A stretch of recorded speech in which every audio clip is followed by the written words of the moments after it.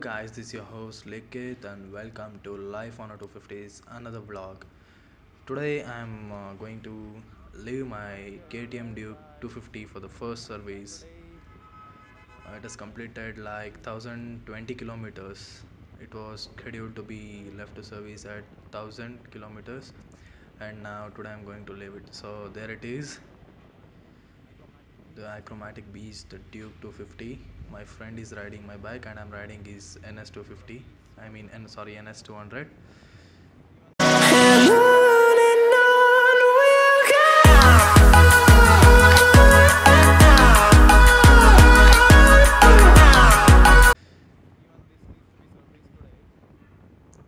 So even he's giving his bike for the first service.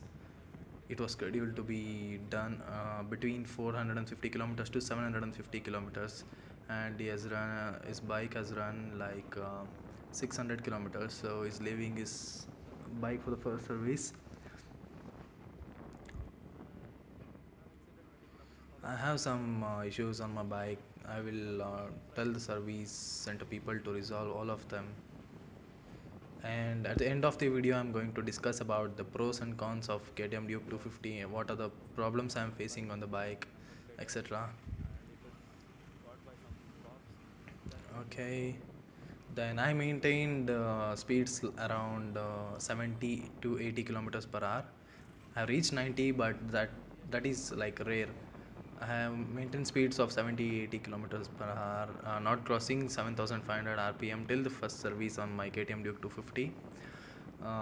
So I think let me if I talk about the mileage, I got around 30 kilometers per hour on average. In cities I get like 28, 29, 30, and on highways I get when I calculated, when I went to a ride for around 200 kilometers, I calculated the mileage and I got like 32 kmpl. That was a highway, complete highway ride.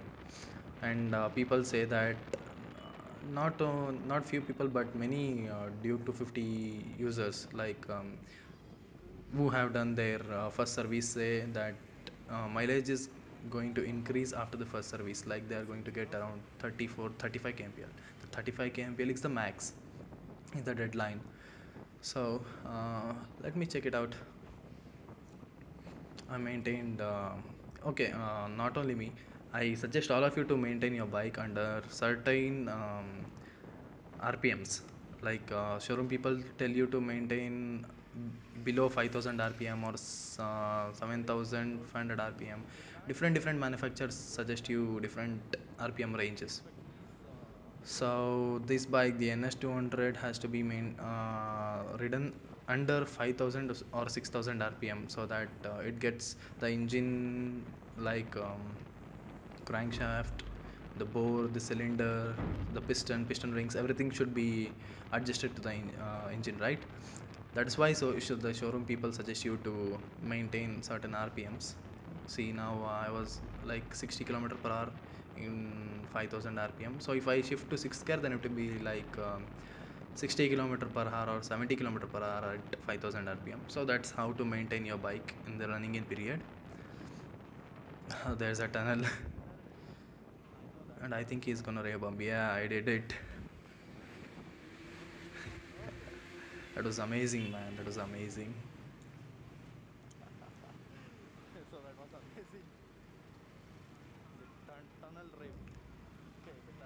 Okay, I'll give you some maintenance tips on Duke 250. The main thing is your air pressures, tire air pressures, because if you have higher air pressure, then your bike is not under your control at all. If your air pressure is high, then when you brake, the bike sudden slips or skids very easily. So maintain the recommended air pressure on your bike's tire. And the next thing is to maintain the fuel above reserve level. Now we are going empty tank because, while leaving to service, we will have to take care of fuel. Not that the service center people steal our fuel, but they misuse it. they take fuel from our tank and use it to other bikes, something like that. So this is what we do when even I suggest you to not get your petrol more than like a reserve point when you are leaving to service. And the second thing is to maintain that on Duke 250 is that you will have to maintain more the fuel more than the reserve level, because it is a fuel injected engine and it needs certain amount of pressure to the injector. So if you maintain under the reserve level, then the fuel pressure, downwards pressure of the fuel from the tank to the engine will be much lesser compared to when it is above the reserve level. So even the showroom and the service guy suggest us to maintain the fuel above the reserve level. Okay, do I need to tell anything? Yeah, now I have a problem in my bike. The coolant oil, the coolant liquid is getting leaked near the cap. The lid is, I think the lid is not proper, so that it's getting leaked from there. So I should tell them that also. And that's all. Oh, Maharashtra, MH. Yes, boy. Oh my God, you're polluting Karnataka. Maharashtra, you're polluting Karnataka. Give me a space, man. Give me a bit of space and I will just take you over.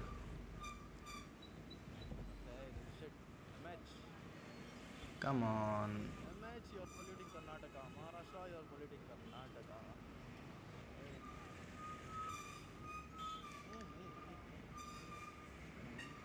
Oh, buddy.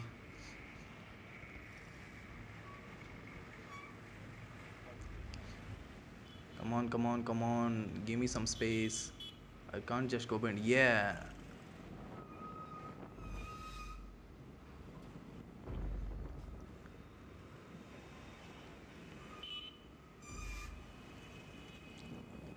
Okay, so I'm almost there, almost near the service center. There he goes, my buddy, my friend, on my beast.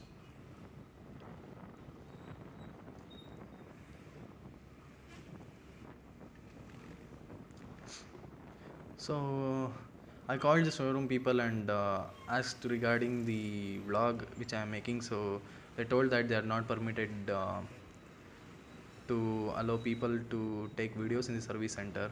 So I will explain as much as possible like what I have done to my bike. Yeah, I will continue my vlog, guys.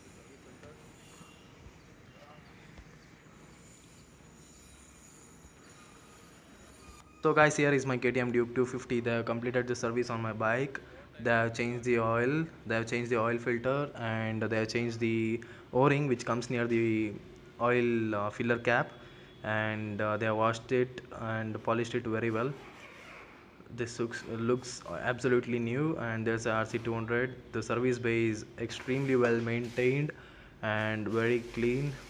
So now I will show you the service bill, what it costed me and what are all the parts or thing consumables they have charged me. So here we go. So guys, here is my service bill. The total charge of the service was 1788 rupees. The labor charge is put separate, and the parts or consumables which they have put is billed separate. So here I go. The labor charge goes like this. Chain lubrication is including GST, it's 153 rupees. Yeah, it's GST now. It's a big headache for people like us. And consumables, I don't know what this means. Maybe some extra or something.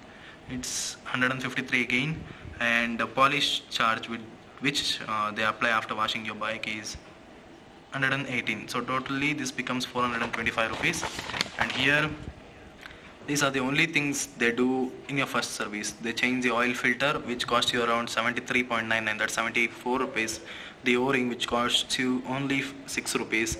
And the engine oil, yeah, the Motul 10W 5040.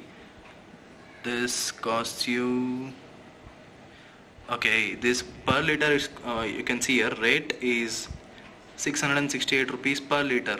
So KTM engine is 1.5 liters. I mean the oil capacity is 1.5 liters. So 1.5 into 668 is 1282.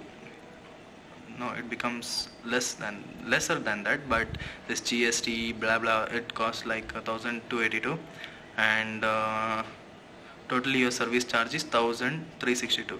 So including the labor charge and as well as the consumables, the total service bill costed me 1788. This is my first service, and they did not cost me the service charge, which is 650 rupees. So I'm happy. Hey guys, after 1,000 kilometer ownership, let me talk about the pros and cons of this bike. Let me start from cons. So this is a pure metal tank, stainless steel metal tank, unlike the old Dukes, and this is very much prone to scratches. You can take a look at them. Wait, it's not visible to camera, I think. Okay, now it's visible. When you sit and when you rest your thighs or something, your body, when it touches the tank, it is causing scratches on the tank. So I have planned to put a 3M tank protector film so that it will protect my tank. Look at here, even the speedometer console is instrument cluster is also prone to scratches, so I will put a transparent or tinted black transparent film to protect them from scratches. And now when you come here, this mudguard is of no use, because now my bike has come from service and it's not so dirty. You can even look at here, see the mud is resting on the swing arm, and this sari guard or mud guard, whatever you call it, is of no use at all.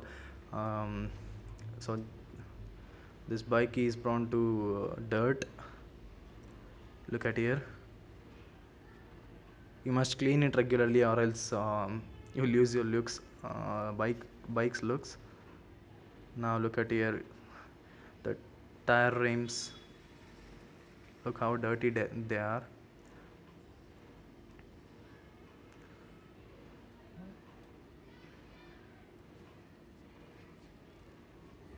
And one more thing, the nut which is holding the crash guard or the leg guard has been broken. Look at here. So this is it. The nut has been broken. Let me show you on the other side how it looks. Okay, there it is. Okay, focus. Yeah, this is the nut which holds the crash guard in its place. So this has been broken, and the left crash guard is just like swinging. When I spoke to the KTM service people about this issue, they told that it's the common thing in the Duke 250 as well as the Duke 390. So that because of the heat produced by this silencer and as well as the engine, so when the bike gets heated much, and the bolt gets weakened and falls off the crash guard, so they told that they will make some substitute and install a new bolt. Okay, let's now talk about the pros. This bike has got metal tank, which makes it 15 kgs heavier than the older baby Duke 200. So that makes the bike have more stiffness and steadiness wherever you ride, even on off-road ridings. And the next thing I will definitely have to speak about is the MRF FZ tires, which make the bike have very much good grip on even on muddy roads as well as the tar road. So the next one is the pickup. The pickup of the bike is very crispy. The throttle response is very much quicker, and that makes the bike go as fast as it can. It has a 30 bhp of power and 24 newton meter of torque. That makes the bike awesome. And the next thing is the seat. So these are very much cushioned better than the older Duke, and is very much wider than the older Duke, so it makes comfort for both the rider and the pillion. And the next thing is the monoshock, WP monoshock, which is imported from Japan. WP monoshock suspension is imported from Japan, where they use it for MotoGP bikes. And next is the carbon fiber side slung exhaust, which makes the bike much more lighter. It's not a metallic exhaust; it's a carbon fiber exhaust, which makes gives you more space in the ground clearance. So take a look how much space you have between the bike and the ground. So that's another plus point. And here, when you look here, so here in the front as well, you get the WP inverted fork, which is again a great thing. Now you don't have to worry. See the WP. Now you don't have to worry about the fork oil leakage or the fork seals getting broken. So now again, both the front and rear shock absorbers combination make a great ride on the bike. So even if you go on a pothole or jump over the hump, then it won't be a problem for you at all. It won't give you more stress on your back or your legs or anything. So that's a good thing. Mm. So that is it for today, guys, and this will be my upcoming video, which I will be uploading after a couple of days. So stay tuned, subscribe to my channel, like the video, comment and share. I will be doing a detailed review on my bike after I ride it for another 1000 or 2000 kilometers. So stay tuned and subscribe to my channel. Thank you. Bye bye.